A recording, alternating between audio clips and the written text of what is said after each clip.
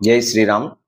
యపృథ్వీ భరవారణాయ దివిజైః సంప్రార్థితశ్చిన్మయః సంజాత పృథివీతలే రవికులే మాయామనుష్యో వ్యయః నిశ్చక్రం హత రాక్షసః పునరగాత్ బ్రహ్మత్వమాద్యం స్థిరాం కీర్తిం పాపహరాం విధాయ జగతాం తం జానకీశం భజే.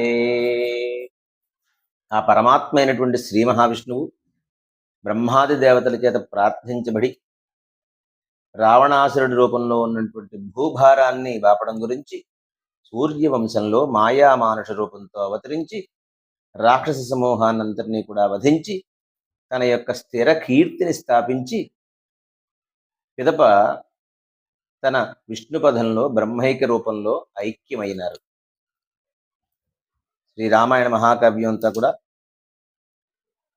శ్రీరాముడు అయోధ్యాపురిలో అత్యంత పవిత్రమైనటువంటి రఘుకులంలో పుట్టడం, విశ్వామిత్రునికి సహాయం చేయటం, అతని యజ్ఞాన్ని రక్షించటం, అహల్యకు శాప విమోచనం, శివ ధనుర్భంగం గావించటం, పిదప సీతామాతను పరిణయమాడటం, పరశురాముని యొక్క గర్వభంగం గావించటం, అయోధ్యానగరంలో సీతాదేవితో కలిసి 12 సంవత్సరాలు నివసించడం, దండకారణ్యానికి వెళ్ళడం, అక్కడ విరాధుణ్ణి వధించడం, మాయా మరుగురూపి అయినటువంటి మారీచుణ్ణి వధించడం, మాయాసీత అక్కడ అపహరింపబడటం, ఆ తర్వాత జటాయు కబంధులకు ముక్తి ప్రదానం, శబరి చేత ఆ భగవంతుడి పూజలు అందుకునడం, సుగ్రీవునితో మైత్రి చేయడం, వారిని వధించడం, సీతాన్వేషణ చేయడం, సముద్రంపై వారధిని నిర్మించడం, లంకాపురాన్ని ముట్టడించడం, పుత్రసహితంగా దురాత్ముడగు రావణుని యుద్ధంలో చంపటం, విభీషణునికి లంకా నగరాన్నిచ్చి పుష్పకుమానంలో సీతామాతతో కూడి అయోధ్యానగరానికి వచ్చి అయోధ్యానగరానికి రాజుగా అభిషిక్తుడవడం.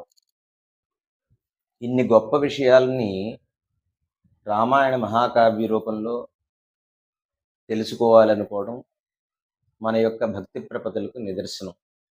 ఇవన్నీ కూడా ఆ శ్రీరాముడి యొక్క ఆశీర్వచనదాయకం, మనందరికీ కూడా ఆశీర్వచన పూర్వకంగా ఉంటుంది. అంచేతను ఒక్కొక్కటిగా వీటిలో అనేక విషయాల్ని తెలుసుకుంటూ ముందరకు వెడదాం. జై శ్రీరామ్. స్వస్తి.